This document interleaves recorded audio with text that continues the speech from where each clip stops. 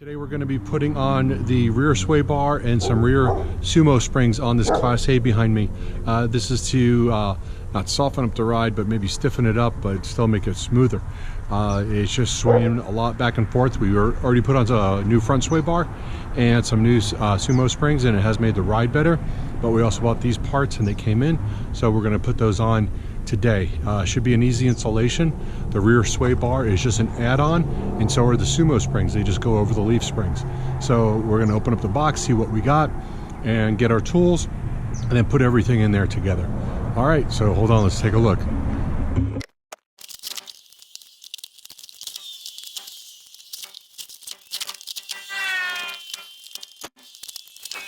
Okay, so we got our wrenches. We got 15/16, 5/8, and 11/16, and that looks like what we're going to need to get these brackets,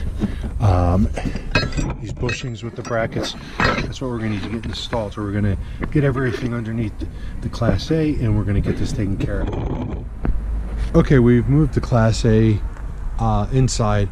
I've got to use an impact wrench, an air impact wrench, to get some bolts off, and my airline just did not reach, and I figured this might be a better setup. I can reach now. What I've done is I've pulled it in, I've put some wheel chocks on the front, I've lowered the jacks just for a little bit of stability. I've raised the rear jacks up so that we can have the maximum amount of spread on those leaf springs, taking off as much weight as we can, because we still have to get the sumo springs in there also. So this is what we're going to go with. I'm going to get the air impact wrench set up. I've got to put on these plates. This plate goes right on the bottom of where the U-bolts are for the leaf spring. I'll show it to you in a minute. And got to pull those 4 large nuts off. They're like 1 and 1/8 size. So that's what we're getting set up to do right now.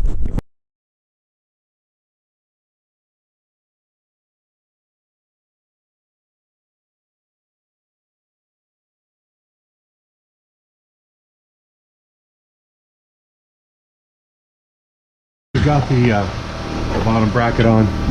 Not as difficult as I was expecting. But once we drop the plate, we put it on a jack stand just so it won't fall on me. And once we had it off, just use the jack stands to set it on top, line up the 2 plates, pulled out the U-bolts. That way I could raise up the 2 plates, because they are pretty heavy and it's pretty awkward. And then I could just drop the U-bolts right into it and then just put them right back in.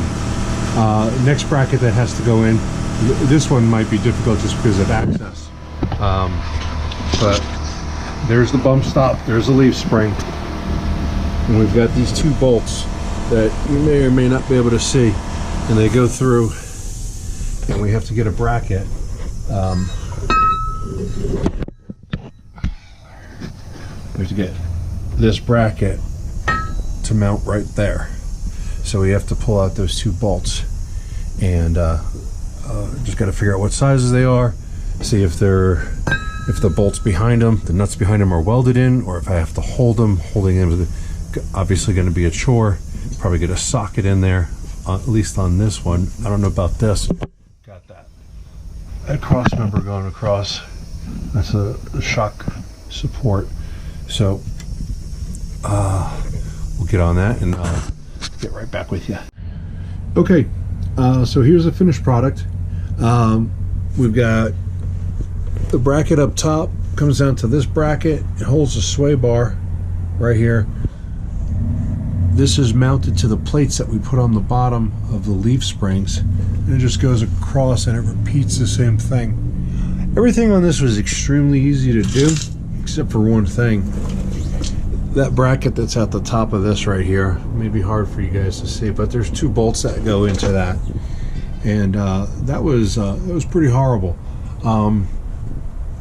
I got help, and those 2, the total of, there's 4 bolts, and 3 of those 4 bolts, they've got some sort of Loctite on it, and we had to use a breaker bar and with the limited space we could only move it about 1/8 of a turn at a time, and it required an extreme amount of force, so much force that my 880-pound torque wrench would not move it, so we had to do it manually. And that probably added, that was almost 2 hours of the install time. The rest of the install time was about 30 minutes, but can be done quickly. So next step on this process for upgrading this, the back end of this and the handling is where that bump stop is. We're going to go ahead and start getting some Sumo Springs in. We're going to go ahead and do that now. So and gather everything up, and we're going to start that. Okay, this is going to be the unboxing of the Sumo Springs for the rear of the Class A. A little nervous because this box looks like it was previously opened. I'm hoping everything is where it should be. You see, there was a something cut out of there. So I'm hoping everything is here.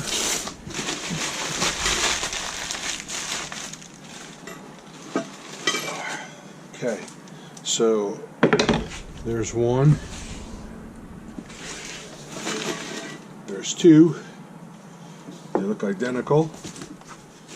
This was definitely previously opened.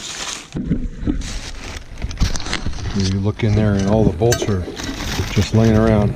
I'm going to have to do an inventory check and make sure I got everything. When stuff like this happens. Seems to happen a lot though, doesn't it?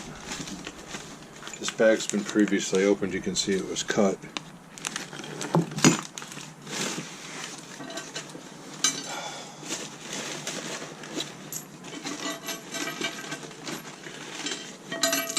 Alright, I'm gonna shut off the camera here in a minute and check check everything that's supposed to be in here. Make sure that it's here. I do see we have this bracket. I believe that's for one side, and we have an identical one like this, and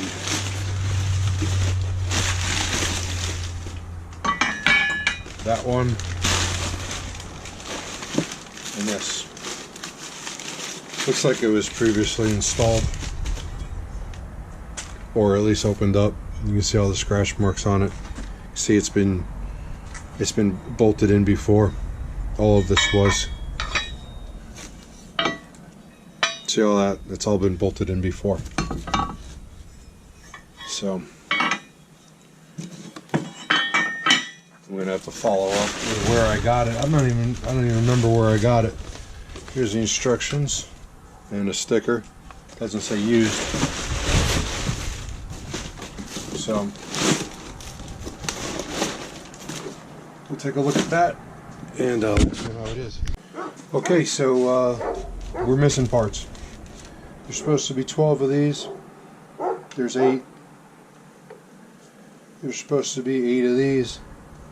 There's 6. Everything else appears to be here. So I need to get in touch with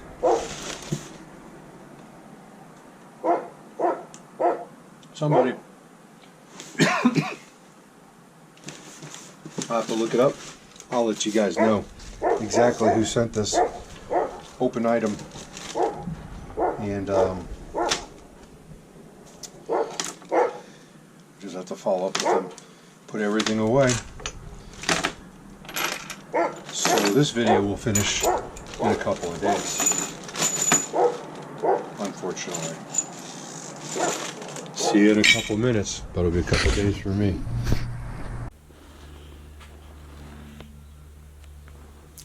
So it's several weeks later. The missing bolts and the missing nuts, I tried to get them from the seller on eBay. They couldn't send it to me. They wanted me to send the entire box back, and I just wasn't interested in going through all that hassle. So I went to Home Depot. I picked up a couple of bolts and nuts that are close. They're not exact, but we'll put them on there, and I'm sure everything will be just fine. These are just helper springs. It's not like it's tie rod ends or something like that. So we've got all of our parts laid out. We've got our our upper panel, our upper brackets, our bottom brackets, we got all of our nuts and bolts, the springs, and some other brackets. So our next step is to just assemble these, and then we're going to get underneath the RV. We're going to just to get that all done, and I don't know if the chicken's helping or not, but I think she's looking for a place to lay an egg. So if we get an egg before the end of the video, we'll let you know.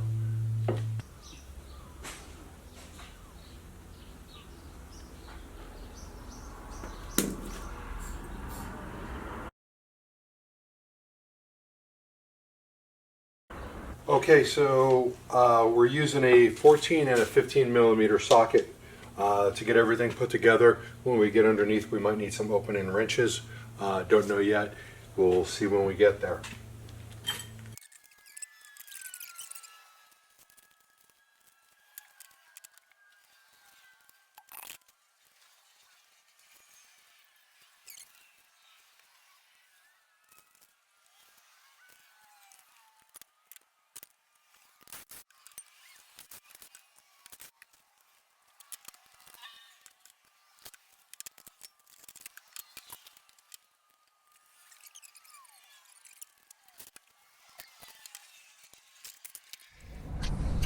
Okay, so here's where we're at on this. We've got our spring assembly put together. We've got it mounted. It's sitting on the leaf spring. We've got the bracket is lined up. I've got it all lined up, and you actually have to drill holes in this. This bottom hole needs to be 4.5 inches from this this frame up here. That's the measurement. So let me back up a little bit. From this right here to this is 4.5 inches. I've already measured it, and that's correct. So we're going to drill these two holes out. I believe it's 3/8 drill bit that we got to use. We're going to put a pilot hole in there first. We're going to get those two lined up, and we've got the axle is raised just a little bit, and if you can see in the back there, the trailer is actually lifted. Another way of doing this would have been to remove these two rear tires, supporting the RV on the hydraulic jacks, then remove the tires, and then line everything up and raise the rear axle so that you can get this lined up. I really don't want to take off these rear tires just because it looks like it's going to be a giant pain in my butt. So my butt doesn't need a giant pain. So we're going to try it like this. Hopefully I know I'll be able to get those two drilled in, and I'm going to probably, for the other side, I got to do the same thing. I'm going to raise the RV up a little bit more with the hydraulic jack so I have more space to get in above the tires, because I can't crawl into this tiny little space right now. But I've already raised it up, and I know I can get in there, and I've got a drill that's small enough. If you don't have a drill that's small enough, you will need to probably take the tires off. But I'm gonna make this work, because I'm not taking off all these tires. I'm just not doing it. So I'm gonna drill out these two holes, pilot hole, then another hole. This is all lined up. Everything's set. So that's the next step. I'm not gonna record this because it's just tight, and I'm sure everybody knows what it looks like to drill a hole. Okay, so we've got the two bolts and nuts screwed in. They're all tight. And same thing on the other side here. And everything is good. All I need to do is drop the RV onto here and put the lower bracket on, which will go right there. It's just a crossbar that will connect over there, and then this one should be done. So let's take care of that right now. Okay, so we've got everything installed. We took the RV for a test drive. Everything ran great. So to summarize what we did on this video, we added a rear sway bar, and we put the Sumo Springs in the back. The last video that I showed you, or the last part of this video, was just the driver's side Sumo Spring. The passenger side is the same way, so not much difference. You do have to drill 4 holes. You can do it without taking the tires off. It was difficult. We had to use the hydraulic jacks on the RV to raise it up, raise the wheels off the ground, raise up the axle with a floor jack. But we were able to get the measurements right, 4.5 inches down, and everything was it. We were able to get everything taken care of. So to summarize, we've replaced the front stabilizer bar with a thicker one. We added springs up on the front, helper springs, so that we have a smoother ride up front, and pretty much the same thing in the back, but we added an additional sway bar, which is much thicker, is like this big, very heavy duty.